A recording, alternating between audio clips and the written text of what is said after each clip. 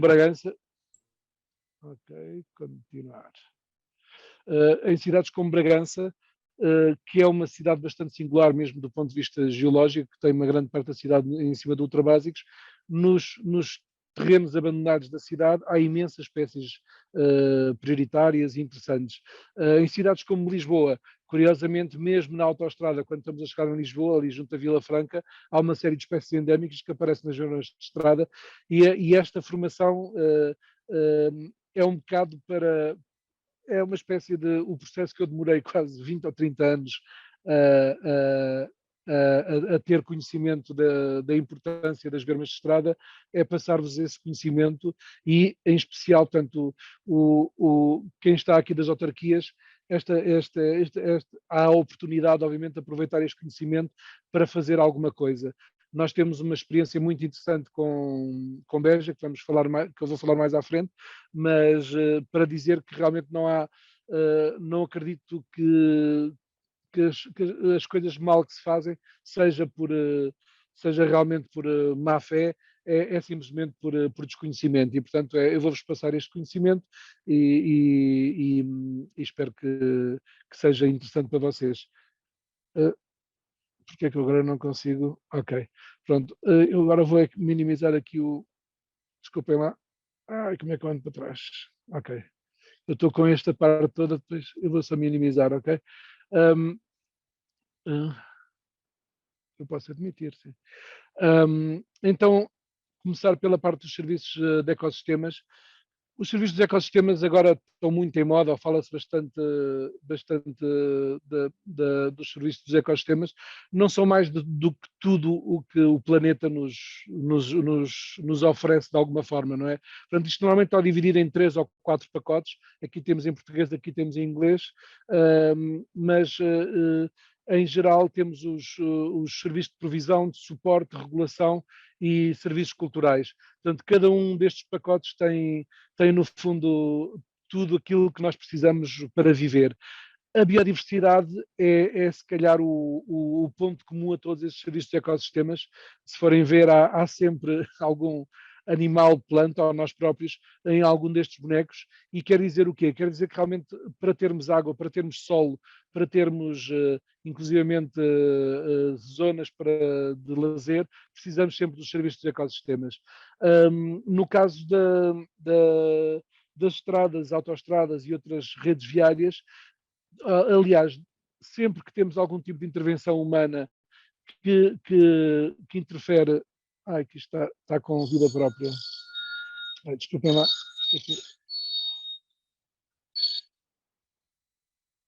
Desculpem lá, é só para pôr isto aqui. Mas sempre que nós temos algum tipo de intervenção, eu não consigo andar com isto para a frente e para trás, algum tipo de intervenção humana na natureza, obviamente que vamos estar a interferir diretamente com os serviços de ecossistemas. Há sempre uma forma de fazer isso de forma a preservar o melhor que a natureza tem e todos os seus serviços. Eu dou aqui este exemplo do mosaico mediterrâneo e queria deixar já este ponto que é muito importante para o que vou falar a seguir. Eu vou só pôr aqui isto no silêncio, porque senão vou estar sempre a ser interrompido. Pronto, já está. Portanto, este boneco ou parecidos são bastante usados cada vez mais para explicar este conceito de biodiversidade, que é quanto mais o mosaico for profundo, mais interessante é a biodiversidade. E no mosaico temos tanto as florestas como os matos, como a zona agrícola e hortas, as linhas de água bem conservadas e as zonas herbáceas. Isto é muito importante e eu descobri isto, no fundo, nos últimos 10 anos, a fazer os trabalhos que fiz para a Lista Vermelha e depois para a Flora de Portugal, que realmente os nossos habitats herbáceos e matos são efetivamente muito singulares e muito importantes em termos de número de espécies da flora, que é o meu ponto de abordagem sempre destas questões, flora e habitats. Portanto, uma monocultura em que não haja absolutamente mais nada vai ter muito menos espécies do que o mosaico. O curioso disto é que é mais interessante do ponto de vista de biodiversidade, em termos absolutos, termos um mosaico em que existe, por exemplo, floresta, um caminho a atravessar, com bermas de estrada e 2 campos agrícolas, do que, por exemplo, só termos floresta, seja ela qual for. E isso para mim foi uma surpresa. Eu tinha, como muitos colegas meus, de tudo o que aprendemos, tínhamos a ideia que obviamente, que a floresta seria sempre o máximo de biodiversidade estaria sempre associado à floresta. E na prática não é bem assim. Portanto, o mosaico é benéfico e, nesse sentido, as bermas de estrada têm um papel muito, muito importante e, curiosamente, uma das coisas que nós propomos mais vezes aos nossos clientes do ponto de vista de gestão da natureza é a abertura de caminhos e abertura de clareiras e estruturas dessas que eu, sinceramente, há 10, 15 anos nunca me passaria pela cabeça. Isto aqui são os dados concretos e reais da lista vermelha, portanto, a corroborar aquilo que eu acabei de dizer. Portanto, eu dividi isto em 6 grandes grupos, portanto, prados e pastagens, matos, bosques, vegetação aquática, vegetação costeira e vegetação rupícola, e a parte curiosa é que isto são todas as espécies que estão ameaçadas em Portugal, ok? São 420 espécies, só as ameaçadas, portanto, de vulnerável para baixo. Estas são as vulneráveis, estas são as em perigo e depois aqui em perigo de extinção e as que efetivamente já desapareceram. E o curioso deste gráfico é que realmente a maior parte delas está associada a prados e pastagens, seja os lameiros, seja os prados de sequeiro, e muitas destes habitats têm a ver com a agricultura ou então com a ação humana. O segundo grande grupo é os matos, portanto também com um grande número de espécies associada. Neste grupo, obviamente, estão também todos os matos de montanha e matos de zonas mais um pouco mais diferenciadas. Depois sim vêm os bosques, portanto com cerca de 80 espécies. Depois a vegetação aquática, que tem muitas espécies. Como o Rui dizia, no caso do Alentejo, os charcos temporários têm um papel muito importante no ponto de vista das espécies relapo.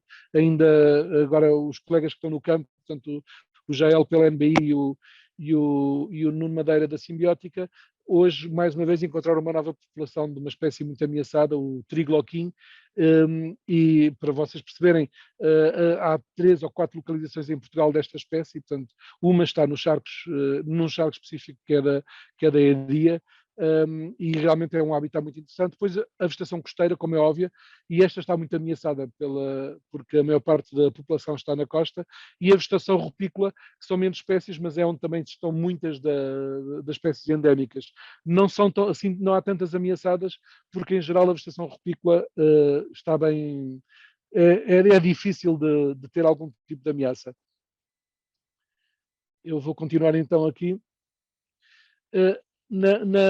Nesta mesma lógica, podemos então ligar a biodiversidade aos habitats, e aqui nos habitats cada vez mais se fala da questão do sequestro de carbono, da regulação da água, no cenário de alterações climáticas.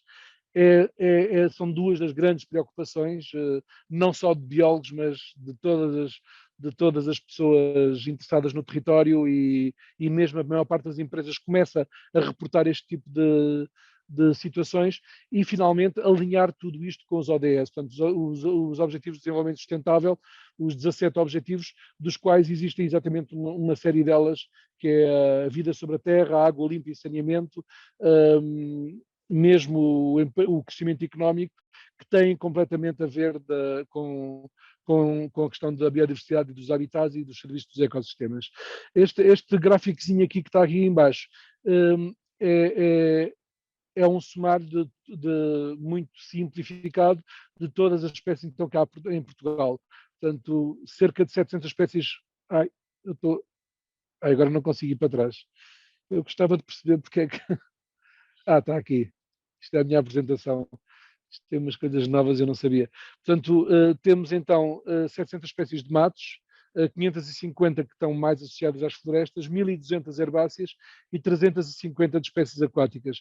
Isto é no panorama que entrou nas floras de Portugal que fizemos há cerca de 2 anos, portanto, em questão de 2.000 e tal espécies. Portanto, dessas todas, este é o panorama geral das espécies em Portugal. Isto é a área do projeto que o Rui já referenciou, é só para termos alguma ideia. As ações que estamos a falar, portanto, a número 1 está exatamente aqui a 1.4, 1.7, Portanto, são 6 municípios onde decorrem estas ações das bermas de estrada e, finalmente, Ferreira do Alentejo, em que se está a fazer uma SEB que teve que mudar de plano várias vezes, mas que vai avançar em breve. Está só agora dependente do proprietário. Na ação número 2, portanto, a dos charcos, portanto, são estes 4 charcos. Um realmente está, aliás, 2 são bastante interessantes, o charco da Iria e o charco do Montado, e depois 2 estão um bocado degradados, mas que se começará a fazer então algumas ações para recuperar e restaurar ecologicamente as suas funcionalidades de charco temporário. O charco temporário é interessante porque quando se fez a rede Natura, quase todas as áreas protegidas de Portugal reportavam charcos temporários, mas na prática o que na altura se tinha era simplesmente algumas espécies indicadoras de charcos temporários. A maior parte dos charcos temporários em Portugal está efetivamente na zona do Alentejo, até ao Tejo, portanto até mesmo ao Tejo, e depois na zona interior de Portugal, ali mais junto à Raia. Portanto, no resto de Portugal, efetivamente, ou não há, ou o que há é outro habitat e não o 3170. O 3170 realmente é um habitat que tem que ter uma depressão, portanto, tem que ter tem que haver uma depressão e uma bacia hidrográfica do próprio charco, e ele tem que secar completamente durante o verão. E tem que haver esse regime de inundação periódica para ser um charco temporário e para ter as suas espécies todas associadas. A metodologia, portanto, houve uma metodologia aplicada para percebermos então qual o valor de cada berma de estrada. Esta metodologia nós aplicamos para várias coisas, portanto, não é só para as bermas de estrada, aplicamos para propriedades agrícolas, para propriedades florestais, e aqui aplicamos às bermas de estrada, em que, no fundo, damos um valor a cada uma das espécies levantada, em que 0 é uma espécie exótica, independentemente se é ou não é invasora, 2 nitrófilas e arvenses, 3 espécies ruderais, que tenham a ver com estradas, mas estradas pouco perturbadas, 3 não, 4, desculpem lá, 6 espécies indicadoras de habitats naturais, portanto, os habitats da rede Natura, 8 espécies relapo, e a seguir já explicamos o que já explico o que é isso das espécies relapo, e 10 espécies relapo de grande relevância. Portanto, a lógica é, com o inventário da flora que foi feito em cada berma de estrada, sabermos exatamente onde é que estamos, não com a lógica de coleção de cromos, mas com a lógica de termos uma baseline, portanto um ponto de partida, e a partir do momento em que temos esse conhecimento, sabemos daqui a 5 anos, por exemplo, se piorou ou se melhorou, ou então o que é que eu preciso fazer para ir melhorando estes valores. Portanto, isto aqui é simplesmente depois, com base na média das 10 melhores espécies, temos um ranking, portanto, que vai de muito mau a excelente. Atenção que este ranking é muito pouco importante aqui a classificação, o que é importante é este ranking, porque isto aqui não é objetivo e pode-se replicar para tudo e mais alguma coisa. Estas cutting points estão feitos para este projeto especificamente, até porque estas bermas de estrada são particularmente interessantes. Se formos para uma berma de estrada na zona de Lisboa, por exemplo, já o valor será sempre muito mais baixo do que aqui se pode esperar. Portanto, quase todas elas cairiam no mau, muito mau, o que seria menos interessante. Depois usamos, em termos da RELAP, portanto, a RELAP quer dizer raras, endémicas, localizadas, ameaçadas e em perigo de extinção. O que nós fazemos é usamos, portanto, uma base de dados em que utilizamos a base de dados das floras que estão publicadas, portanto, estas floras que eu acabei de falar, eu depois posso pôr o link dessas floras, e nessas floras, portanto, temos 4 campos, no fundo, que é a proteção legal, isto é a proteção legal e a ameaça, se está ou não está ameaçada, da lista vermelha, se está ou não está protegida, e damos um valor. A distribuição, portanto, voltei a ir para a frente sem querer. A distribuição, portanto, em que damos valor, são endemismos, ok? Portanto, se são distribuições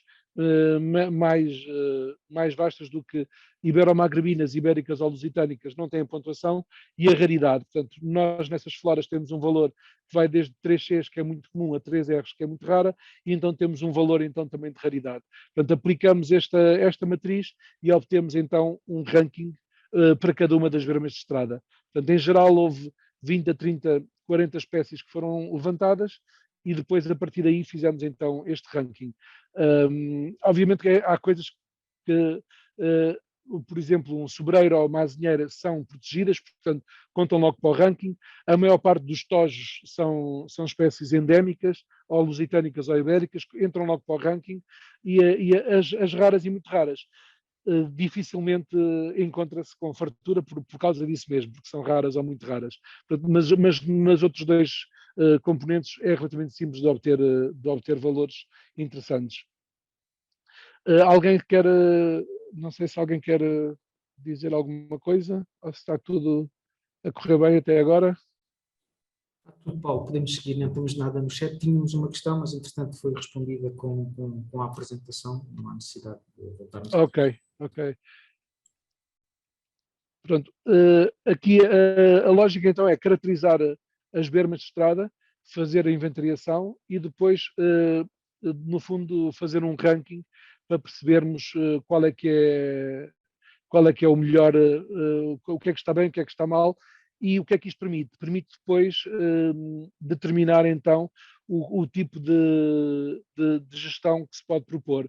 Portanto, pode haver regras transversais a todas as bermas de estrada, que sabemos que são, à partida, desculpem lá, isto voltou a saltar, que à partida podem ser mais ou menos interessantes, mas em geral pode haver situações muito, muito concretas e muito específicas para cada berma.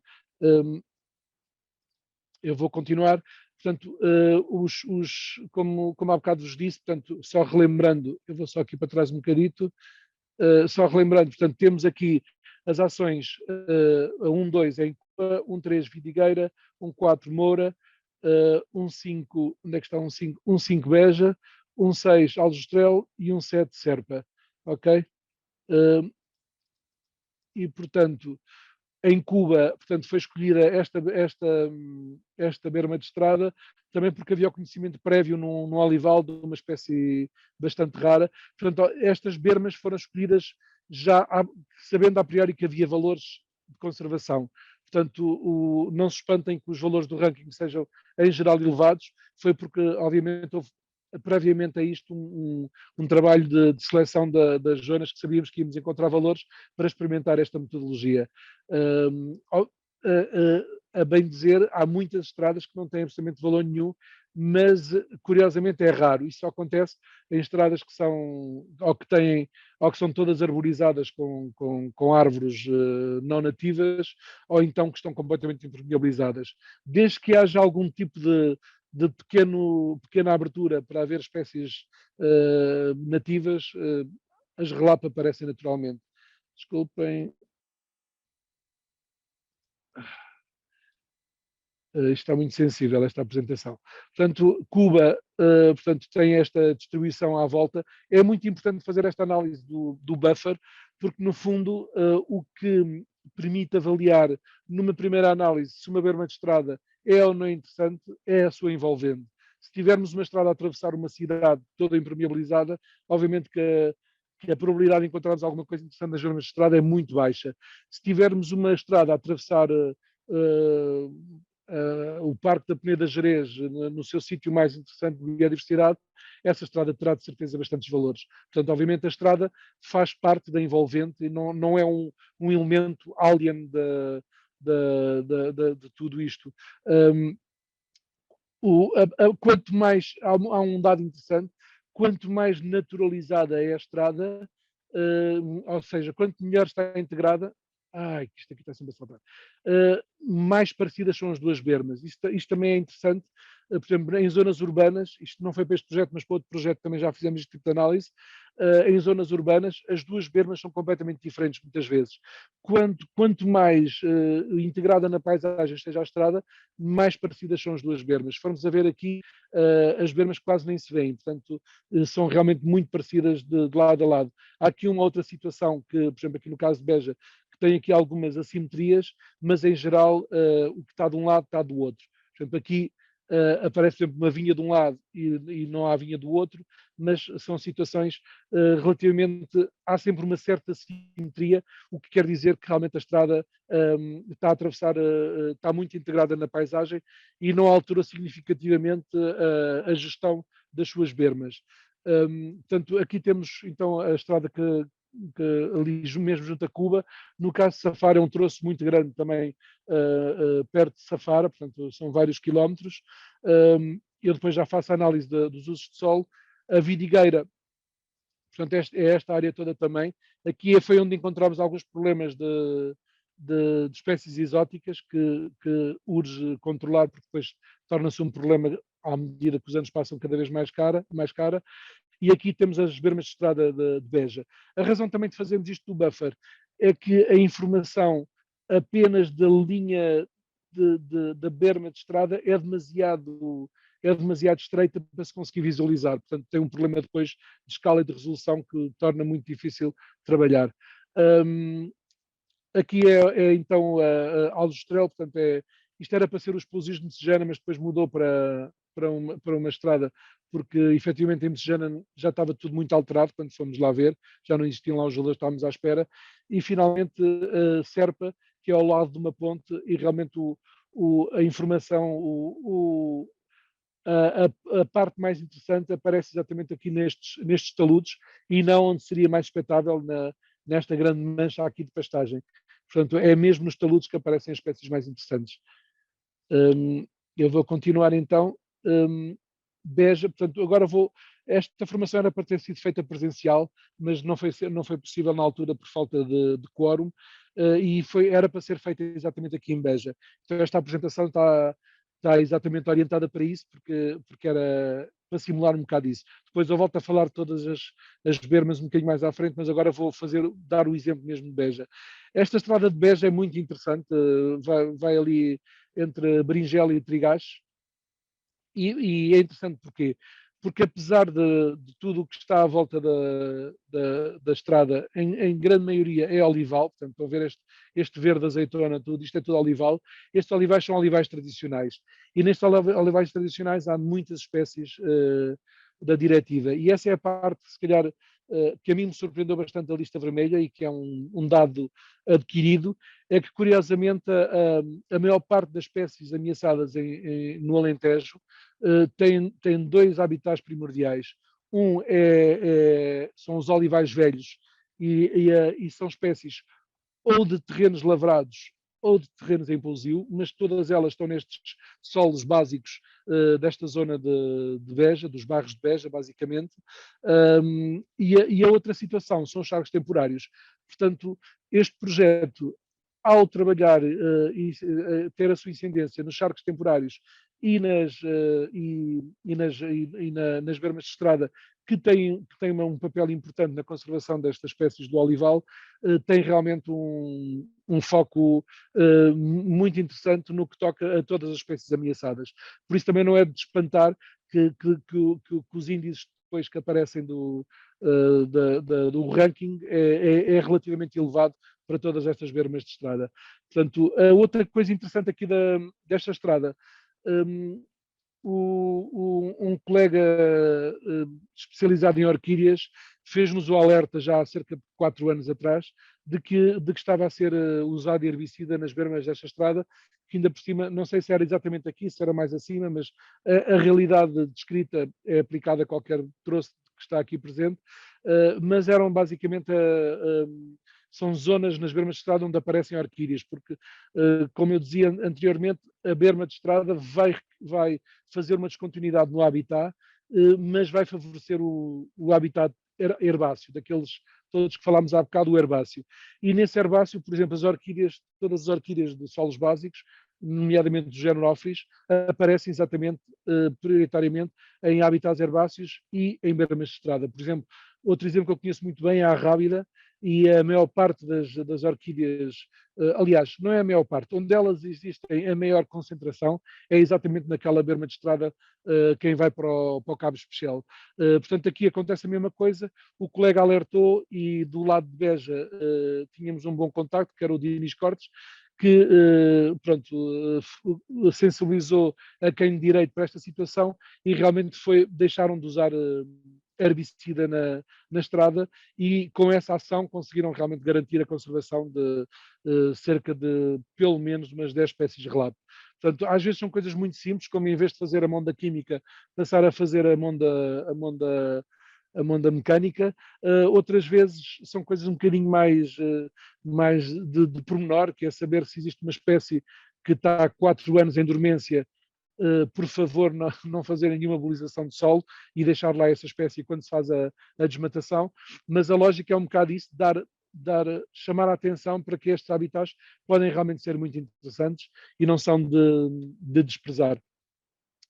Portanto, aqui a lógica foi então fazer a visitação de todas estas bermas de estrada, fazer a caracterização e o enquadramento dos usos de solo. Este enquadramento depois aplicámos também noutro projeto com bastante, que eu depois já falo a seguir, com bastante resultado. Permite fazer o quê? Permite, à escala do município inteiro, saber logo à partida quais é que são as áreas de maior potencial. Eu depois vou mostrar um slide com isso, mas é realmente interessante porque permite depois, se os municípios realmente estiverem interessados em que isto entre na sua agenda, é fácil depois de ter uma hierarquia de prioridades do ponto de vista da conservação. Portanto, eu volto aqui a mostrar o Beja. E aqui é a lista de espécies, portanto, levantadas no âmbito do projeto e também anteriormente, que eu já tinha visitado esta área antes, e há espécies que realmente algumas lá estão, que são bastante raras. Linária ricardoi tem um R, não por ser muito, o número de indivíduos até é interessante, mas é um endemismo lusitânico que está muito confinado em Portugal, na região de Beja.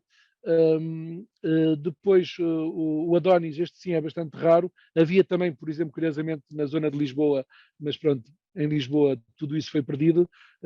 Depois uma série de espécies, o Glossopapos, o tomilho Bela Luz, o Bupulerum, que é das Searas, o Buglossoides, que também é de zonas arvenses, a Iris planifolia, que aparece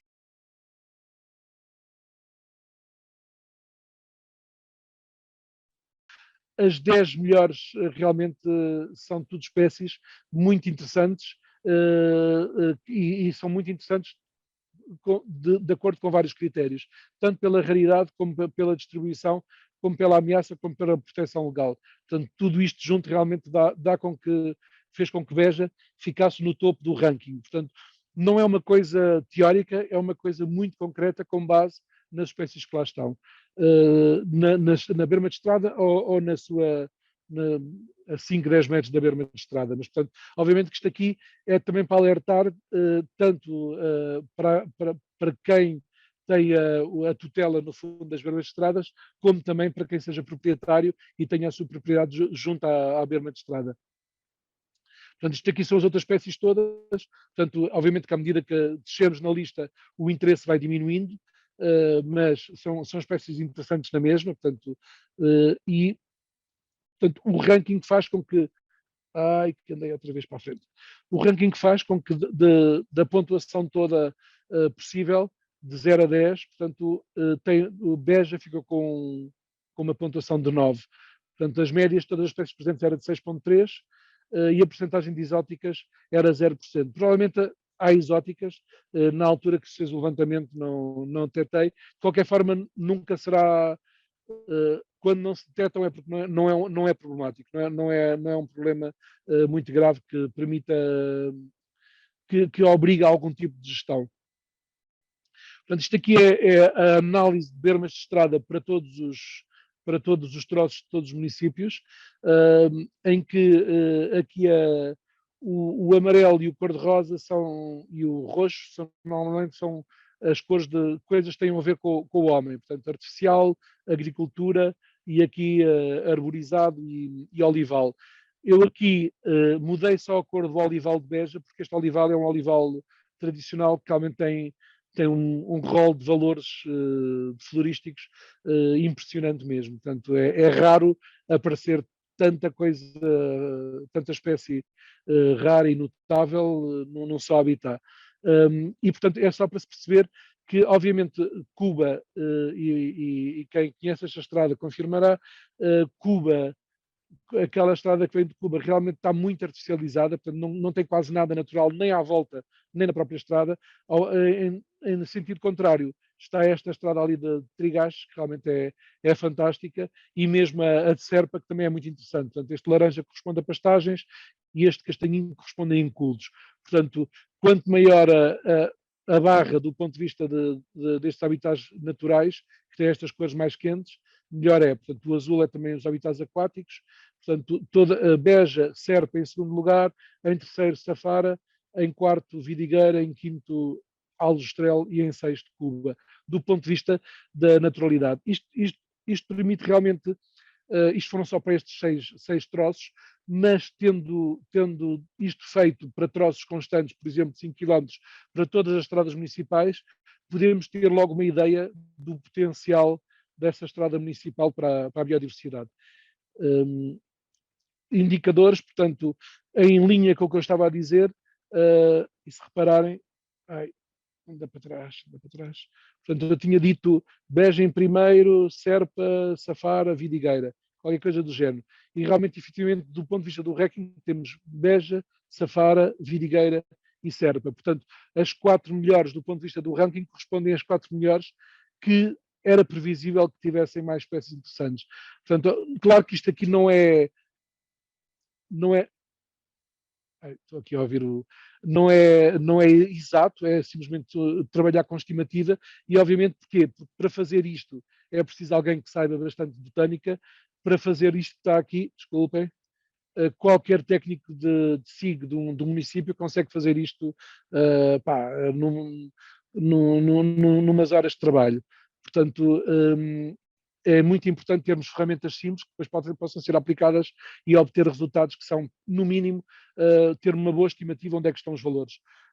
As invasoras é também uma contas relativamente simples de fazer, se pegarmos em espécies como a cana, ou no caso mais do litoral, a erva das pampas, ou as mimosas, ou coisas do género, são espécies muito fáceis de identificar, as problemáticas, e, portanto, fazer essa capacitação é muito interessante, porque realmente pode ser um problema não só para a gestão das estradas, como para os terrenos que estão ao lado. Portanto, a preocupação das invasoras é cada vez maior, já estão na legislação, mas é muito difícil depois de haver uma aplicação real do que é a legislação. Agora, se a questão das invasoras estiver na mão dos municípios ou dos proprietários, aí a coisa muda de figura, porque serão eles próprios, tanto municípios como proprietários, a tentar resolver o problema. Neste caso, o que é importante é que o ranking da RELAP e o ranking das invasoras permite-nos então ter uma série de propostas de gestão. Isto são fotografias feitas por mim, portanto, com muito mal jeitosas, desculpem lá, mas é só para se ter ideia de que realmente estes valores aparecem nas zonas de estrada. Isto é o Bupleurum, isto é o Glossopapos, que é uma almequer muito curioso, que aparece no Algarve e naquela região do Alentejo. Isto é a Linária hirta, que é uma planta muito bonita que aparecia nas searas e olivais, e que, curiosamente, esta gosta de terreno lavrado. Portanto, a medida de gestão implicaria sempre, pelo menos, lavrar de 2 em 2 anos para manter o banco de sementes vivo. Isto é uma pequena silene que também aparece na beira de estrada, também ali na zona de Beja. Isto é um cardo daqueles malcachofras gigante, um Onopordum, que aparece em Serpa, e esta também aparece em Serpa. É uma, já me lembro, estou agora com uma branca, e isto aqui é uma Clásia pinatifítida, é uma espécie raríssima em Portugal, portanto tem pouquíssimas localidades, é também de Serpa, e que esta berma de estrada não é o do troço, está a cerca de 1 km, mas no troço há 2 pés. Portanto, uma das ações, lá está, pode ser inclusivamente fazer a gestão ativa, quando no caso, os únicos sítios em Portugal que existem é nas bermas de estrada. E isso, curiosamente, acontece com algumas espécies. Acontece com esta clásia, acontece com a mandrágora parcialmente e outras que tais. Portanto, as propostas de gestão, a grande dificuldade aqui é como é que adaptamos os planos municipais de defesa da floresta contra incêndios, nomeadamente aquela obrigatoriedade de ter sempre a vegetação muito baixa, com a conservação destes valores. Portanto, não é fácil, isso é a primeira coisa. A parte boa é que cada município tem as suas regras. Portanto, há municípios que nem sequer obriga a fazer tantos cortes. Portanto, depende muito de cada município e das diretrizes gerais do ICNF, mas é possível. Portanto, é possível ter algumas práticas. Uma que se aplicou já em Beja, não usar herbicida, e acho que esta é mesmo importante. O herbicida não destrói, ou seja, não mata o banco de sementes. Portanto, mesmo que uma estrada tenha sido mondada quimicamente por alguns anos, consegue-se recuperar na mesma a flora que lá está. Mas, ao longo do tempo, vai selecionar as espécies exóticas, nomeadamente as avoadinhas, a datura, portanto, coisas realmente que são muito complicadas depois de controlar e quase que se vê, quando há a monda química, quase que se vê o rastro por onde passa a máquina, porque fica mesmo cheio de avoadinhas, que são as conisas. Depois, o tempo é muito importante. Por exemplo, no caso ali de Trigacho de Beja, é mesmo interessante, pelo menos naqueles três em que temos maiores valores, Beja, Serpa, Safara, e eventualmente, já não sei qual é que é o quarto, mas pronto, nos 4 municípios em que o ranking é maior, tentar fazer a desmatação só após a floração e a frutificação da primavera, portanto, idealmente a partir de maio. Se for possível fazer isso, é excelente, porque realmente conseguimos garantir que a flora que lá está vai persistir. Depois, conservar ativamente espécies ameaçadas com planos de conservação dedicada. Aqui estou a falar de coisas muito, muito particulares, a soagem gigante, mandrágora, ou então aquela clásia, portanto, que é um cardozinho pequenino. Essas são espécies que realmente aparecem, eu diria que maioritariamente, quase que aparecem nas bermas de estrada, e as bermas de estrada, curiosamente, são mais refúgio do que as áreas em geral. Com a dinâmica hoje em dia que existe, por exemplo, no Alentejo, vemos nas bermas de estrada muitas das espécies que antes estavam nos terrenos e que hoje em dia, com a agricultura, efetivamente não estão lá.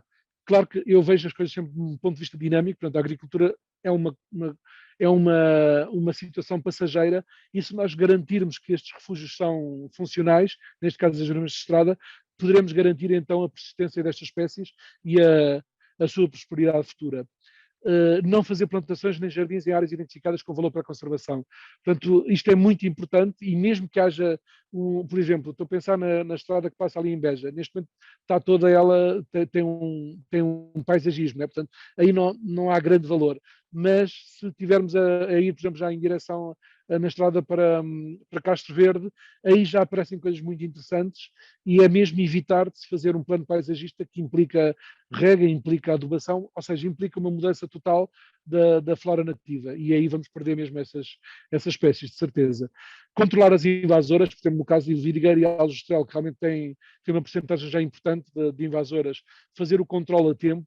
É muito importante na questão das invasoras assumir as lutas que valham a pena, ou seja, principalmente controlar focos isolados e que estejam numa nova zona que não haja quase espécies invasoras. Esses são mesmo importantes. No fundo eu assumo que as invasoras vão cá estar nos próximos milhares de anos e vamos ter que viver com elas, mas o ideal é termos o melhor conhecimento possível para que o convívio seja pacífico e não seja uma invasão que vai nos causar prejuízos enormes a médio e longo prazo. Depois, eventualmente, ali na estrada de Aljustrel, a eliminação de algumas áreas dominadas por eucaliptal, reconversão, portanto, é uma proposta, obviamente, que isto aqui nada disto é obrigatório, pode ser interessante, ali é uma zona bastante montado, mas junto à estrada está um eucaliptal plantado. Depois, a adaptação de práticas culturais adequadas à conservação das espécies. Portanto, isto era o que eu estava a dizer, por exemplo, da linária e de mais umas quantas, o Adonis, etc. As espécies dos olivais, mesmo a linária hirta e a linária ricardoi, gostam de terrenos lavrados. Portanto, pode ser interessante, se houver a detecção dessas espécies em determinadas áreas, fazer, por exemplo, por faixas, fazer a lavra de algumas bermas de estrada. Portanto, isto parece estranho um biólogo, um botânico estar a dizer para que as práticas agrícolas devem ser implementadas para conservar a natureza, mas é uma realidade. Portanto, o nosso mosaico mediterrâneo é mesmo muito profundo desse ponto de vista. Gosta de perturbação, não é uma perturbação de substituição, mas é uma perturbação. O abandono não é, em geral, não é benéfico para a biodiversidade e a maior parte das nossas espécies está associada a algum tipo de perturbação aos tais clareiras e habitats herbáceos. E, finalmente, a capacitação das empresas de desmatação para fazer desmatação seletiva. Esta situação nós estamos a fazer isso já com outro projeto e é bastante interessante porque, no fundo, é dizer, sim senhoras, pode-se desmatar tudo, mas está aqui uma lista quase, a lista dos most wanted, não é? Aqueles cartazes lá do faroeste, mas ao contrário, portanto, estas espécies, se viras esta espécie, não a cortes porque é uma espécie realmente muito interessante para a conservação. Portanto, isto é tudo uma série, é um plano muito ambicioso, atenção, mas é para ser aplicado caso a caso e com muito critério, obviamente. Isto aqui Paulo, foi. antes de avançarmos, temos uma questão aí relativamente ao slide anterior, da Catarina Santos no chat, a dizer que se puderes pôr no site, É isso, sim. Julgo que foi na sequência desta medida de conservar ativamente espécies ameaçadas com planos de conservação dedicados. A Catarina Santos coloca a questão de se a sua propagação apenas longitudinal depende da estrada em si. Não, depende muito mais, ou seja, nós temos que ver a estrada como um elemento alien, não é? A estrada, a berma não, a berma faz parte da natureza as espécies estão lá de acordo com a ecologia e com a geologia local e não por causa da estrada. A estrada o que vai fazer eu não pus aqui um slide, mas posso também mostrar, nós trabalhamos sempre com uma lógica de simplificar isto dos habitats em 5 elementos, que é quase a filosofia oriental, que é a pedra, portanto, os afloramentos rochosos, pedra, pastagens, matos, árvores e água. E a lógica é o que a berma de estrada proporciona, em geral, é o habitat herbáceo. Portanto, como a maior parte da nossa biodiversidade está muito relacionada com o habitat herbáceo, e sendo que, se formos a ver então no Alentejo, muitas destas estradas têm áreas agrícolas muito grandes de um lado e do outro, a berma torna-se um refúgio. Portanto, mas a espécie só vai aparecer onde a ecologia se expressar. Temos que imaginar que a espécie está tipo num polígono, não é? Numa coisa tipo uma mancha de tinta, e o que a estrada vai fazer é corta a mancha de tinta numa coisa, numa tira, não é? É uma tira, a tira é resultado da estrada, mas os limites da espécie vão se manter na mesma na mancha de tinta, portanto não vão nem mais para um lado nem mais para o outro. Isso é muito difícil. A minha questão, fiz mal a questão, era só, porque há espécies que dependem de alguma perturbação. Era nesse sentido que eu a questão, não tanto. Sim. Há espécies que dependem do fogo, né, da perturbação do fogo para. E estão no sítio certo, pronto, nem estou aqui. Era nessa linha. Sim. Pois é assim, esta é a parte, a mim, confesso mesmo, que me surpreendeu bastante, que claro que há razões ecológicas de há 1 milhão de anos que justificam isto acontecer, mas surpreendeu-me realmente a quantidade de espécies que precisa, por exemplo, de lavras. E a razão de ser, pelo menos ecológica, que se julga ser a razão disso, é que, pronto, isto correspondia um bocadinho era a nossa savana do norte, havia grandes manadas de mamíferos e estas espécies estavam adaptadas à passagem dessas manadas.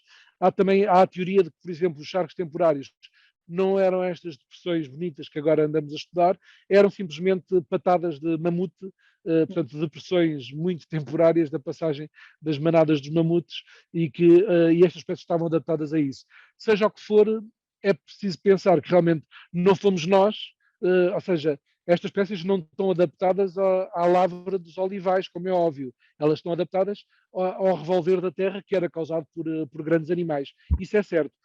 espanta-me o número de espécies, porque estamos a falar de uma quantidade, 8, 9, 10, 12 espécies, todas elas raras. Atenção que elas não eram raras, portanto, deviam ser muito mais comuns. A questão é que passaram de uns habitats que eram controlados pelos mamíferos, não é? Para um habitat que é controlado pelo ser humano, que lhe faz olival e lavra olival se lhe apetecer, ao passo que os mamíferos eram certos como as estações do ano, não é? Portanto, claro que isto aqui é simplesmente uma suposição. Eu gosto de imaginar faz-me sempre confusão, as ruderais e arveses. Quando olhamos para as listas, nós temos dados interessantes, começamos a ter bastantes clientes na agricultura, e um dos dados mais interessantes é que imaginem, portanto, só para dar-vos alguns números, espécies nativas em Portugal temos perto de 3 mil. Uma herdade do esporão tem cerca de 250 a 300 espécies. Praticamente metade das espécies está nas áreas de cultivo. Portanto, e não são exóticas, são todas nativas. Portanto, a questão é como é que nós temos tantas herbáceas e tantas nativas associadas à agricultura. E a razão pode ser esta que eu estou a dizer, independentemente da razão, é mesmo interessante, ou seja, a agricultura e a ação humana é fundamental para a conservação de muitas destas espécies. O deixarmos tudo a seguir para matos, eu gosto muito de matos, nunca me ouvirão falar mal de matos, mas tem o seu papel no tal mosaico desejável para o Mediterrâneo, mas o habitat herbáceo é sem dúvida o mais fértil em espécies. E sempre que estamos em zonas de hotspots, uma estrada, quanto menos impermeável for a estrada, melhor. Portanto, se for uma estrada de terra, melhor. Mas é sempre eu vou sempre procurar as espécies raras e ameaçadas junto às estradas. Não é no melhor, e nos bosques, é nas bermas. Portanto, a berma do bosque é sempre onde aparece a maior parte das espécies ameaçadas. No coração do bosque aparecem algumas, sim senhoras, mas as bermas no fundo, os habitats de descontinuidade são sempre muito, muito interessantes. De qualquer forma, sim, vamos ter um tempo de perguntas também. Certo, mas entretanto temos aqui o colega Emanuel Pestana do município da Vidigueira também com uma questão para colocar. Ok. Olá, boa tarde. Pronto, se vai haver um tempo para perguntas, eu iria aqui fazer uma pergunta em relação a esta questão, já que foi visto que a vidigueira é uma das que tem mais espécies invasoras na estrada.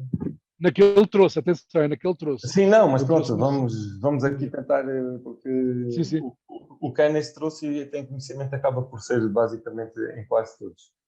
Aqui a questão é como é que nós fazemos este controle, porque torna-se insustentável quase, para não dizer outro nome, estarmos a fazer a silvicultura preventiva na rede diária, a iniciar quase sempre em fevereiro, março, né? Pronto, é quando nós iniciamos, e quando chega a maio, ou quando chega mesmo ao período crítico, a julho, a espécie invasora está igual, ou por vezes até pior, a quando foi intervencionada. Já que não é ético, vamos assim chamar, e até se calhar legal, intervir com a parte química, né? Qual é que é a sugestão para que não tenhamos que passar a estrada às vezes 3 vezes por ano, né? Que torna-se praticamente insustentável em termos de orçamento. Não, pronto, primeira coisa, a lei que existe vocês sabem disso, é completamente impossível de cumprir. Portanto, por exemplo, estamos agora aqui a assistir a estas chuvas. Isto, por mais que se tenha cortado, vem 2 semanas de chuvas e as ervas ultrapassam ultrapassam todos os limites. Supostamente devemos deixar que não devemos deixar ultrapassar. Relativamente às exóticas, não é fácil, ou seja, nunca será fácil, é mesmo assim. No caso das exóticas, e quando isso não vai contra a lei, eu sinceramente defendo que seja utilizado herbicida se queremos resolver o problema rapidamente. Se temos tempo e recursos, se conseguir sempre cortar, principalmente antes da planta fazer fruto, cortá-la todos os anos, ao fim de 4, 5 anos está o problema resolvido. Só que é muito complicado, como é óbvio. Portanto, implica estar a cortar acácias em janeiro, estar a cortar canas em setembro e estar a cortar erva das pampas em outubro, uma coisa deste género. Pá, é muito complicado, eu sei disso, é das coisas mais complicadas. O que eu diria é começar sempre pelos núcleos isolados, que se considere que estejam, ou seja, começar sempre pelo que é fácil de fazer, porque aí pode-se mesmo arrancar de raiz e conseguir fazer isso. Nunca, aplicar herbicida tem que ser também bem feito, mesmo quando se aplica. Nunca se pode aplicar, por exemplo, no caso das canas, nunca se pode aspergir, não é? Fazer com spray, porque é a pior emenda que o soneto, vêm por todos os lados. Tem que ser, o timing é muito importante e pronto, e a maneira como se faz.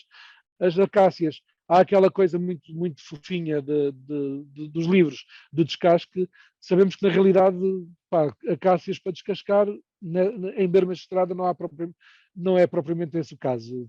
Já está lá, é só tufos, aquilo é clonal, não é? Portanto, aquilo vai e é mesmo complicado. Eu, sinceramente, quando é possível, que não está perto das linhas de água, a solução melhor é mesmo herbicida. Pronto. Não vou dizer, mesmo que choque alguém, há soluções e soluções. Se queremos resolver rapidamente, se temos tempo mas eu também sei isso, ou seja, os municípios não têm nem tempo nem recursos. O que eu estou a dizer, eu sei de casos que fazem isto, são proprietários, por exemplo, de vinha. Portanto, quando tens uma cultura que vale bastante, seja vinha, seja mirtilos, seja o que for, obviamente que aí vale a pena estar a fazer 3 cortes de cana no ano, porque nós queremos realmente que aquilo não vá para as frutas, não é? Para a gestão normal e corrente do município, tem que ser. Mas é assim, eu diria que não há nada. Se calhar comecei mal. Não é bom é usar a receita de fazer a monda química em toda a berma de estrada. Portanto, agora, para eliminar, principalmente zonas problemáticas, sinceramente, se calhar é a solução. É mesmo a solução. Mas tentem arranjar as pessoas que saibam fazer isso. Não é? Isso é importante, saber fazer isso. Eu se calhar estou mesmo a acabar e depois abrimos. Sim, Paulo, continuamos. Agora eram só estas 2 intervenções que achei que poderiam ser importantes agora nesta fase das propostas de gestão e depois no fim abrimos novamente para o debate. Esta soagem gigante, que é o Echium boyciae, é uma planta realmente impressionante. Ela não está nas listas, se forem a ver, porque o troço de estrada onde ela aparece é berinjel, mas é para o outro lado, não é para trigacho, é para o outro lado. É na continuação, mas é para o outro lado. E este ano resolveu florir. Isto foi deste ano. E, portanto, ao longo da estrada, à vontade, havia 60, 70, 80, 100 indivíduos, o que é muito significativo do ponto de vista da população nacional, sendo que só há em Portugal e Espanha. Portanto, é daquelas coisas que temos realmente alguma responsabilidade na conservação. E eu diria que num caso como este, ainda por cima esta planta está em dormência há cerca de 4 anos. Está ali uma roseta, 1 ano, 2 anos, 3 anos, 4 anos, só ao fim de 4 anos é que floresce e faz uma única floração e depois morre. Portanto, para mim é uma espécie emblemática em que saber a sua ecologia é fundamental para a sua conservação. E a única coisa é aprender a reconhecer a planta e a roseta, lá está na lista dos procurados ao contrário, e ter então o cuidado quando se faz a desmatação. Por exemplo, neste caso aqui, pode-se fazer uma desmatação com fio, que isto é quase tudo ervas. Sim, senhoras, tirar as ervas todas, mas nunca arrancar a roseta. Sendo que é uma roseta, dificilmente alguém ia lá com uma enxada cavar a roseta. Mas, pelo visto, a coisa funciona e está lindíssima e a espécie está muito bonita. Mas lá está. Esta berma de estrada, eu não sei qual é que é o plano municipal para a gestão dos incêndios aqui nesta zona, mas esta berma de estrada claramente está em cumprimento e por causa disso é que conserva estas coisas todas. E isto é se calhar interessante também num futuro haver uma conversa muito tranquila com responsáveis do ICNF nesta parte de controle, porque efetivamente quando essa lei está em confronto com as espécies da diretiva ou espécies ameaçadas, devia realmente haver um cuidado específico, pronto, tratar a coisa com algum carinho. Depois há a questão de pronto, uma berma assim, se calhar tem, mesmo para o meu gosto, tem um bocadinho de erva a mais, mas quando vemos flores por todo lado é muito interessante, é mesmo muito interessante.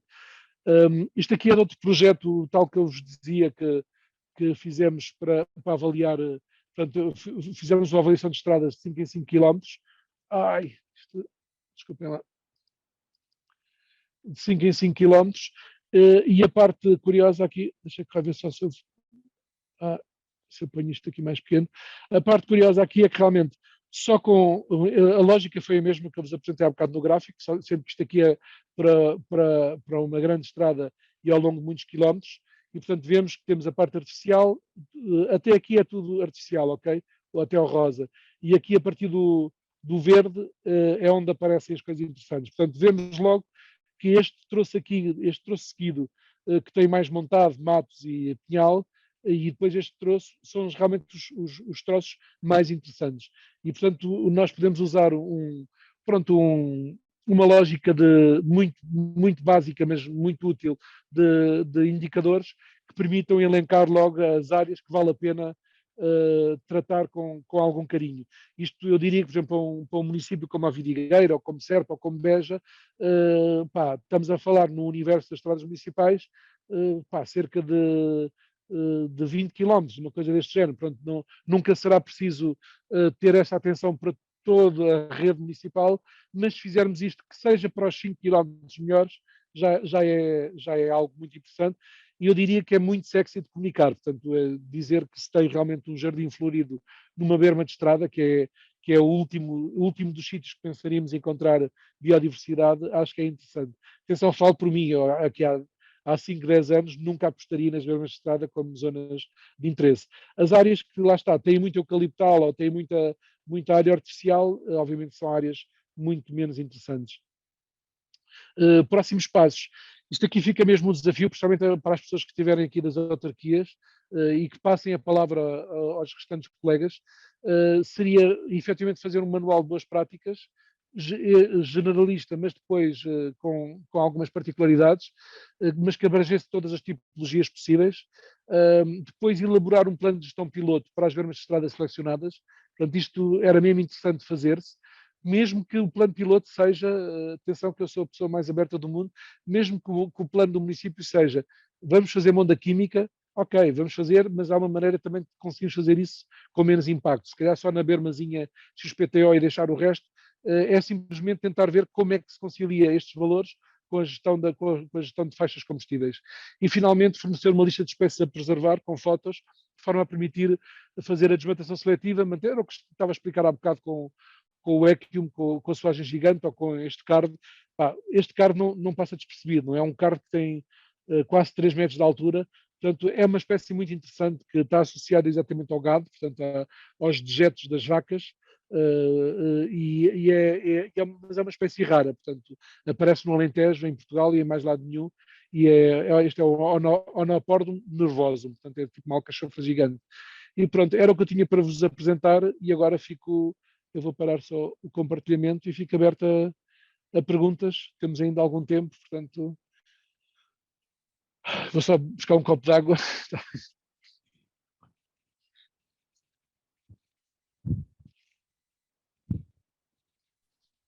Agora não sei se alguém quiser aproveitar e depois fazer as questões, pedia que fossem levantando a mão para, de certa maneira, conseguirmos controlar aqui um bocadinho a participação de todos.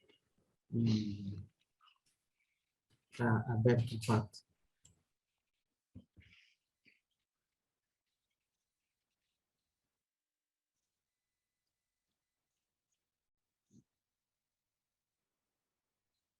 Bom, enquanto vão pensando, se calhar, nas questões e se fazem intervenção ou não, vou pegar aqui um bocadinho algumas palavras que o Paulo referiu, nomeadamente à questão do workshop, que está a ser feito online, tinha sido pensado inicialmente para ser feito a título presencial e com a presença dos municípios, neste caso, iria ser com todo o interesse, se calhar, do município de Beja, em que iria incluir ver estas situações todas que o Paulo referiu num local, ou seja, teríamos uma parte, um bocado à semelhança do que o Paulo fez aqui convosco, da apresentação destes dados, destas informações, e depois iríamos deslocar-nos ao local exato e ver cada um com os próprios olhos e sentir o que o Paulo está aqui a tentar transmitir um bocadinho.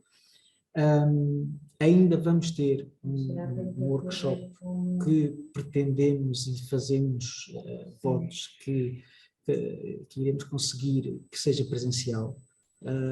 Estão aqui alguns dos municípios que estão envolvidos e que vão ter áreas intervencionadas no seu território, em que vimos que, se calhar, pronto, nessa altura, tentarmos aqui arranjar uma altura em que seja possível também contar com a presença de alguns para conseguirmos fazer esse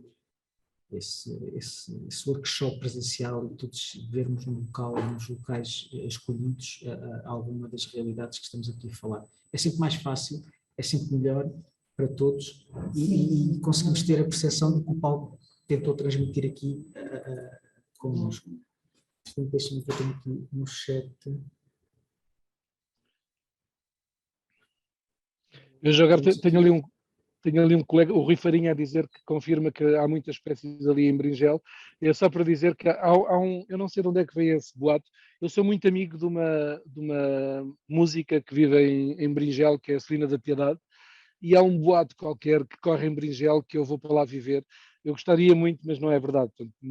Mas é só uma curiosidade, que parece que sempre que eu vejo a Celina, o Presidente da Junta diz-me sempre que tu vens para cá viver, que está à espera que tu chegues. Mas isso aí não sei quem é que lançou o boato. Mas pronto, não é verdade. É um sítio fantástico, é verdade. Sempre que eu passo aí, vou lá ver a berma de estrada e não é só por causa das orquídeas, mas, por exemplo, o tomilho Bela Luz, mesmo junto ali à barragem, há em grandes quantidades e é um recurso muito interessante. Eu levo sempre um raminho para casa e nós fizemos um projeto na NBI, exatamente, que o tomilho Bela Luz e os orégãos, e foram os dois apanhados em Trigás, eram as duas espécies mais interessantes para fazer um composto, tipo uma formulação para bloquear o Covid, só para ficarem com o património natural realmente tem destas coisas, e espécies tão humildes como um tomilho ou um orégão realmente podem ter potencialidades fantásticas, e mais uma vez estavam na berma de estrada, portanto estavam ali mesmo junto à barragem, ali naquela zona da berma de estrada. Ok, temos o Pedro Salgueiro, da Universidade de Évora. Força, Pedro. Olá, boa tarde. O meu nome é Pedro Salgueiro, o investigador do MED da Universidade de Évora. Espero que estejam a ouvir bem. Pronto, eu tive até ao início deste ano envolvido no o projeto Lifelines, que tem exatamente a ver com estradas, e também trabalhamos muito com as bermas de estrada. Aliás, as primeiras perguntas vêm um pouco nesse seguimento, mas pronto, queria só alertar que para já agradecer à Simbal e à EDIA pela organização, ao Paulo pela excelente apresentação, excelente contributo e sobretudo pela paixão com que falou das bermas, porque realmente nós também aqui deste lado, que trabalhamos mais com a vertente fauna, também consideramos que as bermas são muitas vezes faixas de habitat que não têm tanta atenção que muitas vezes merecem, tanto da questão da composição, para a conservação, etc., como também de uma questão funcional. Mas pronto, dito isto, nós no Lifelines também produzimos uma série de documentos. Há pouco ali o colega Emanuel Pestana estava a falar do controle de exóticas e nós, inclusivamente, se me permitirem, posso partilhar o documento que nós fizemos sobre o controle de exóticas e aquilo que o Paulo estava a referir. Reconheço plenamente tudo o que diz, das dificuldades e dos métodos que podem ser utilizados, mas aquilo que eu queria então, porque nós também tivemos a fazer um estudo sobre as bermas, derivado destas questões, sobretudo dos incêndios de 2017, que acabaram por promover aquela lei que foi um pouco restritiva, sobretudo para os municípios que têm a gestão das bermas e que acabou por ser lido de uma forma bastante impactante relativamente aos cortes. Se isso também se verificou, por exemplo, no Distrito de Beja, ou nesta área de estudo do projeto, porque nós aquilo que nos afetou, nesta medida, foi sobretudo relativamente a ações que nós tínhamos previstas para as bermas, que não puderam ser executadas, porque depois esta lei foi lida quase praticamente como temos que cortar tudo, o que não é verdade. A lei permite que haja áreas de não intervenção, a lei permite que haja áreas de conservação, como o Paulo estava a referir, exatamente quando se encontram alguns valores florísticos ou de outra ordem para a conservação, mas se também no Distrito de Beja se verificou isto. E uma segunda pergunta tinha a ver com a parte da fauna, se estes estudos não consideraram alguma componente da fauna, seja numa perspectiva de conservação, seja numa perspectiva de prestação de serviços de ecossistemas, como já se fala muito em dispersão de sementes, em polinização, etc., e que nós também temos alguns trabalhos a decorrer e tínhamos interesse Sim. em saber isso. Portanto, obrigado, Pedro. Eu falo da parte que conheço, não é? Pois é, essa lei é uma chatice, não vou dizer de outra maneira, mas pronto, impossível de cumprir, mas enfim.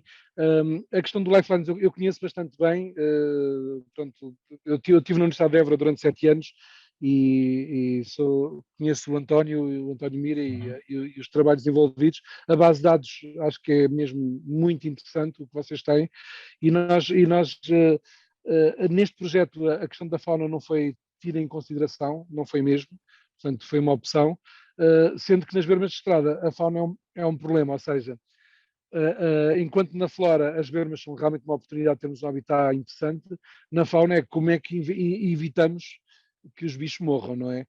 Sendo que este tipo de análise, pelo menos a parte dos habitats é válida para a fauna, como é óbvio. Portanto, quando tens habitats nativos na envolvente da autoestrada não, da estrada ou o que quer que seja, sabemos que há maior probabilidade de haver espécies de mamíferos ou o que quer que seja nativas naquela área. Portanto, se for tudo impermeável e tudo cheio de eucaliptal, obviamente que a probabilidade de haver essas espécies será mais baixa. E isto quer dizer o quê?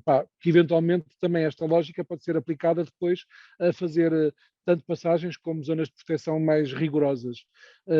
Aqui o problema que eu vejo que isso disseste é verdade, o problema é que normalmente houve uma transposição da lei para os planos municipais de defesa para incêndios e as realidades são muito, muito diferentes de município para município. Portanto, há municípios que realmente cortam tudo a eito e obrigam todos, não é só eles próprios, é mesmo aos concessionários das autoestradas e a toda a gente obrigam a que seja feitas essas regras mais draconianas e ao meu conhecimento não há, ou seja, eu penso que esse plano se sobrepõe, imaginando agora, por exemplo, que nós identificamos estas áreas de conservação. Se isso for em contra ao plano, só se pode mudar as coisas na revisão do plano municipal, não antes. Portanto, nós não podemos chegar lá e dizer, atenção, que há uma lei e esta área de conservação, ou seja, há ali um conflito, e eu acho que, lá está, a lei foi feita um bocado precipitadamente depois dos incêndios de 2017, e aquilo saiu muito pouco tempo depois e, portanto, há uma série de coisas completamente difíceis de resolver. O Lifelines, se pudesse deixar a vossa base de dados aberta, que é muito interessante, ou seja, para as pessoas contribuírem, porque realmente dá uma ideia muito, muito, muito real pronto, de toda a realidade da fauna e das estradas portuguesas. Eu não sei até que ponto é que tem informação para todo o país, mas eu penso que sim, está mais centrado no Alentejo, mas depois vocês abriram isso para o resto do país, não é? Acho que sim. Sim, nós temos uma base de dados nacional de mortalidade e continuamos a recolher informação de todo o país. Temos mantido algum contacto, obviamente, direto com a IP, que tem Infraestruturas Portugal, que tem fornecido os dados, que fazem monitorizações ao longo das estradas que estão sob gerência deles. E também alguns protocolos com a GNR também forneceu dados de todo o país, exato. E com isso temos fornecido dados. Depois, mais a nível regional, e aqui com o género CIMAC, também produzimos um documento de gestão de bermas. Este documento tinha em consideração 3 vertentes, 3 funcionalidades: uma funcionalidade ecológica, uma função mais virada para a segurança, para a circulação automóvel, e outra tinha mais a ver com o fogo. E aquilo que nós acabamos por determinar são níveis diferentes de perigosidade para cada uma das bermas e a forma como pode ser gerida. Isto tudo enquadrado naqueles que são os documentos que estão atualmente vigentes a nível dos decretos-leis, do 10 de 2018, que foi realmente, como Paulo estava a sugerir, aquilo foi um documento feito à imagem do norte do país e não do sul do país. Portanto, eu até acho que há aqui, e vendo que vocês atravessam as mesmas dificuldades que nós no Alentejo Central, há aqui se calhar algum fundo pode sair de alguma coisa de uma união, de tentar modificar estas leis para o sul do país, que sejam mais abrangentes, incluindo esta função ecológica, e não tão restritivas a nível da gestão da vegetação. Sim, só uma coisa muito prática, nós estamos a fazer um trabalho também com a Brisa, que tem a A6 e a A2, etc.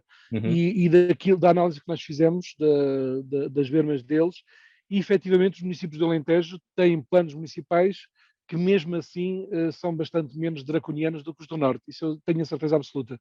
Por exemplo, nomeadamente, há muito mais azinheiras e sobreiros nas bermas de estrada da própria autoestrada do que no Norte. Haver uma árvore é, assim, é uma raridade.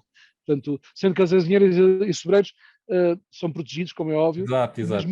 Mas mesmo assim, não, se quisessem, podiam dizer é para cortar tudo, e cortavam tudo na mesma. Mas houve algum cuidado, mas mesmo assim é uma lotaria. Portanto, o município, um ao lado do outro, vemos a autoestrada toda cheia de azinheiras e coisas do género, e no outro a seguir já não tem nada. Portanto, é preciso... Nós agora estamos a fazer essa digestão, que surpreendeu-nos bastante. Nós pensávamos que eram muito mais homogéneos os planos municipais, e não, são bastante... Há muita diversidade de planos municipais. Mas é isso, ou seja, eu acho que há muitas... cada município tem a sua realidade. Houve uns que tiveram bastante preocupação em fazer em ter as azinheiras, os sobreiros, e portanto têm faixas, mesmo relativamente às IPs e às autoestradas, etc. Há muitas que têm com a diretiva de não intervenção, portanto não é obrigatório intervir para fazer a proteção de incêndios. Não sei quais é que foram as bases para isso. Se foi algum plano que fizeram a nível municipal e que tiveram as áreas de probabilidade de incêndio em conta, não faço ideia como é que foi essa negociação. Neste momento, na nossa região, é assim, a própria lei admite que, nos casos de espécies que são protegidas por lei, como o sobreiro e a azinheira, que não sejam cortadas desde que sejam mantidas sob determinadas condições, nomeadamente no que toca às copas, se as copas se tocam ou não, e a sua própria distância à estrada. Portanto, as azinheiras, no nosso contexto, até nem têm tido assim grandes problemas a nível de manutenção nas bermas. Tudo o resto, tudo o que é matos, tudo o que é herbáceas, tem sido. Nós temos tido alguma facilidade em chegar, por exemplo, à IP, que tem sob gestão sobretudo as estradas nacionais, e a IP também tem sido do seu interesse, tanto a secção regional como a secção nacional, de assumir algumas destas medidas que foram propostas. A nível dos municípios tem sido um pouco mais difícil. Isto porque as regras são muito restritivas e a GNR tende a aplicar estas regras de forma muito restritiva, e passando multas aos municípios. E há aqui uma questão de responsabilização que muitas vezes é dada e que os municípios se precavêm, que é, se o ICN deixar, eles fazem. Agora, da parte deles, eles têm muita dificuldade em assumir isso, exatamente porque pode haver o verso da medalha de existir um incêndio, ter impactos para os cultivos ou para as pessoas, e depois haver o verso da medalha de serem dados como culpados. Portanto, há aqui uma hierarquia que tem que ser seguida, nomeadamente fazendo pressão sobre o ICNF em reconhecer todas estas medidas, porque eles aceitam estas medidas, aceitam que se façam medidas de gestão diferenciadas, consoante aquilo que será o valor ecológico, não pondo obviamente em risco a floresta, nem a segurança, mas obviamente que há sempre este receio, e têm sofrido, sobretudo por parte dos municípios, uma grande pressão. Muitas vezes, quando as ervinhas estão acima do joelho, já há municípios a dizer: olha, temos as bermas já com as ervas assim, vejam lá. E obviamente o resto é totalmente diferente. Sim, mas as multas, eu sei de multas, o Rui quer falar de certeza, eu sei de multas tanto a municípios como o CEO da Ascendi também tem agendado a ida a tribunal por causa de uma aveia que estava acima de 20 centímetros, portanto, mas enfim, essa parte, pronto, eu vivo mais a norte, vivo em São Pedro do Sul, portanto, vejo na prática, vejo incêndios nas estradas todos os anos, vejo na prática a importância da lei, mas nem tanto ao mar nem tanto à terra. Pronto, é isso. É exatamente a ideia aqui, como o Paulo tinha falado quando apresentou o slide das propostas de gestão das bermas, é criar aqui um manual com algumas indicações para os municípios, uma coisa, como é óbvio, vai ser uma coisa muito geral, porque há que terem atenção que cada caso é um caso, cada município tem a sua realidade, tem as suas especificidades. Portanto, a ideia é criar aqui um manual de boas práticas, chamemos-lhe assim, onde vão ser elencadas algumas das medidas que podem ser, em conjunto com a restante legislação nacional, nomeadamente a dos incêndios, que efetivamente é o que aqui limita muito o trabalho e esta questão da preservação da espécie das barbeiras das estradas, para esse sentido mesmo, e nesse sentido mesmo. Daí também eu ter referido que efetivamente a presença e a realização de um workshop destes presencial com visitas aos locais pode também ajudar a que os próprios técnicos dos municípios consigam ter essa percepção mais real. Não é? Mas esse é o grande objetivo, sem dúvida. Agora, efetivamente, temos também depois que gerir isto com uma série de entidades, como o Pedro já falou, não é? Que são os IPs que gerem as estradas nacionais, são os municípios que gerem as estradas municipais, é o IP que delega em algumas dos municípios as responsabilidades das gestões e das manutenções de algumas das próprias estradas nacionais. Portanto, há aqui uma série de questões que têm que ser todas avaliadas. E, como é óbvio, não podemos esquecer essa última parte que estávamos a falar, e que vocês estavam aqui a debater um pouco, que é a própria sensibilização dos próprios municípios, porque efetivamente isso é um facto. Basta ter aqui no nosso Alentejo os montes, as propriedades agrícolas, que basta verem junto e encostado às suas propriedades a erva um bocadinho mais alta e chovem telefonemas para os municípios e de certeza para os gabinetes técnicos florestais, que temos aqui alguns colegas que se calhar conseguem comprovar isso, que recebem chamadas dos próprios proprietários dos municípios a dizer que, atenção, que isto está alto, eu tenho aqui a minha exploração agrícola ou a minha exploração pecuária, e se o fogo entrar aqui, depois tem... E obriga, de certa maneira, os municípios a terem que tomar algumas medidas que podem não ser, e podem ser contraproducentes para isso que estamos, e para a questão que estamos aqui a debater. Mas, efetivamente, no Distrito de Beja tivemos esse problema, e temos esse problema, não é generalizado, porque, como o Paulo falou, já aqui o município de Beja já consegue ter alguma sensibilidade, já está um bocado sensível para algumas das suas estradas, mas é um facto, sim.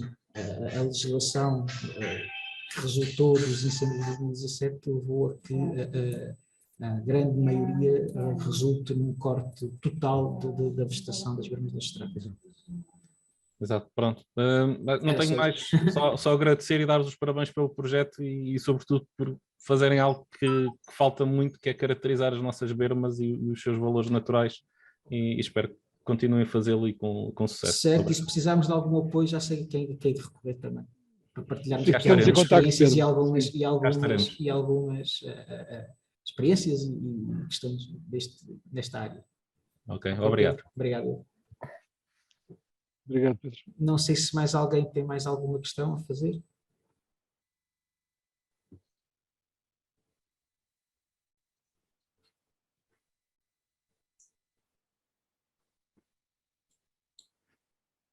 Paulo, não sei se pretendes fazer algum comentário final, antes de depois considerarmos e eu fazer aqui o fecho da sessão.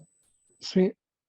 Ok, só dizer, portanto, eu pus no chat as floras para descarregar, portanto, aquilo tem a flora de bolso, digamos assim, a flora mais completa. A de bolso tem 1000 e tal espécies e a completa tem mais de 2000, e realmente permite ter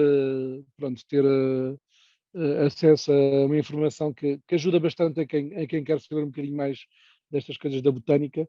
E a base, no fundo, para aqueles rankings que apresentei, tanto a questão da realidade como as distribuições.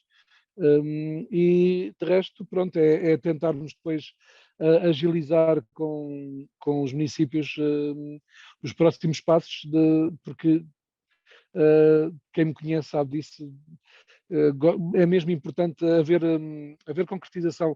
Pode ser só uma coisa muito simples, lá está, uma avaliação muito sumária três estradas municipais que lá estão e sabermos quais é que vale a pena depois, mas lá está, abriu-se aqui nem tinha pensado nisso antes, mas uma forma muito interessante também de agilizar a operacionalização deste projeto, que é efetivamente fazer, no fundo, uma zonação potencial das estradas e integrar isso efetivamente depois no próximo plano municipal de defesa contra incêndios e ter exatamente aquelas áreas de conservação baseado em indicadores que sejam realmente fáceis de detectar as áreas potenciais e pronto, acho que pode ser muito interessante tentarmos fazer isso, pelo menos, que não seja nas estradas todas, mas 5% das estradas já seria muito interessante fazermos isso.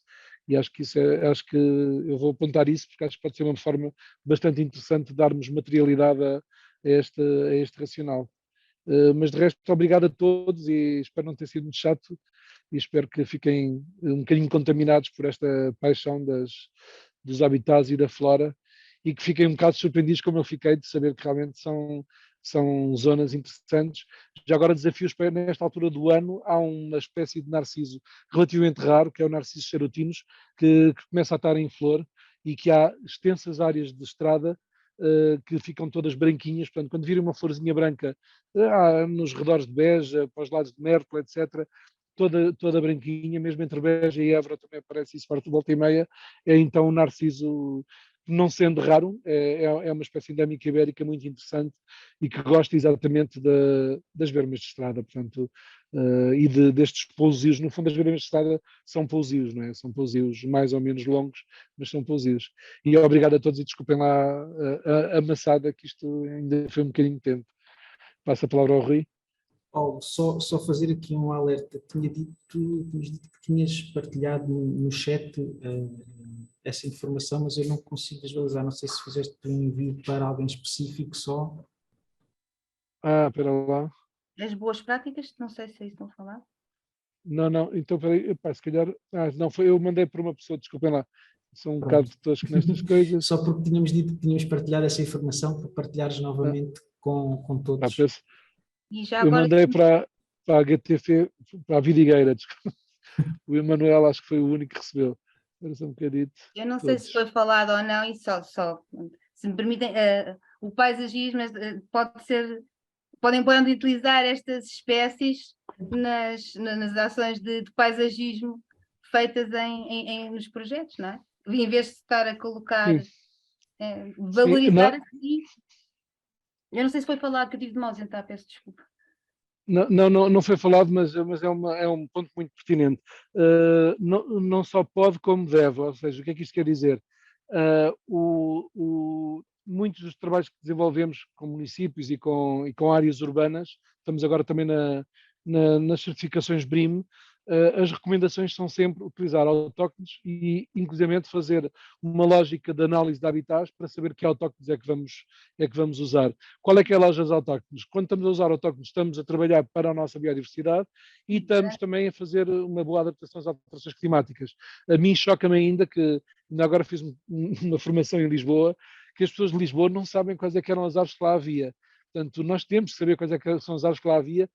E isso acontece porquê? Porque Lisboa está cheia de árvores, mas nenhuma delas, as árvores que devia haver em Lisboa seriam sobreiros, carvalho de cerquinho, zambujeiros, e já não existem, por cima não existe.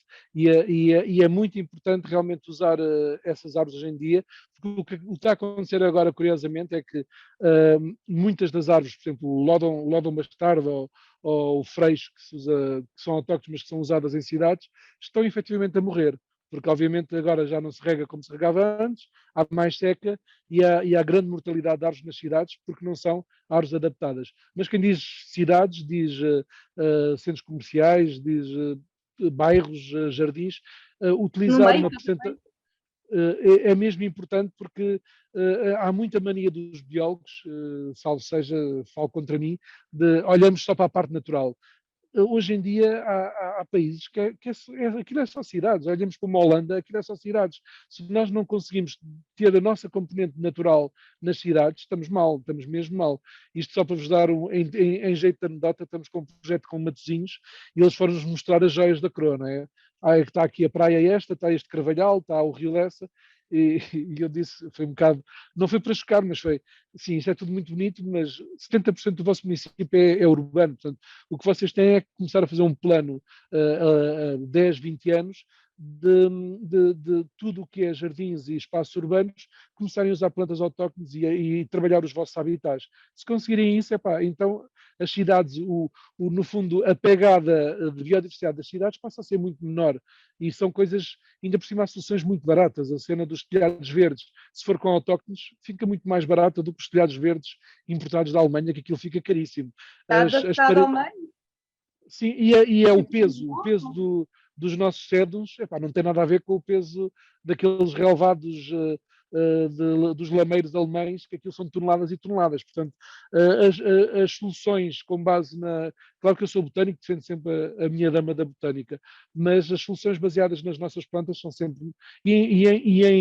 Em cenário de alterações climáticas, eu diria que é mesmo urgente. A Évora tem um projeto muito interessante desse ponto de vista, de utilizar exatamente as plantas autóctones em ambiente urbano, e esse é o caminho, é sem dúvida esse o caminho, e acho que daquilo que nós estamos a ver está cada vez a acontecer mais. Mesmo sítios completamente insuspeitos como o Fórum Sintra, quando nós dizemos vocês deviam ter um prado de orquídeas nativas, eles dizem aonde? Portanto, existe realmente uma mudança muito grande de paradigma e mentalidade, e para o bem. Neste caso, acho que é para o bem. Não sei se vamos a tempo, mas quero crer que sim. Pronto, sou muito otimista também nisto. Acho que já agora já tem todos, acho que já partilhei com todos neste momento, não está? Já, Paulo, já toda a gente tem acesso tinha a tinha ali partilhado só por uma pessoa, mas isto é mesmo azelice, desculpem lá.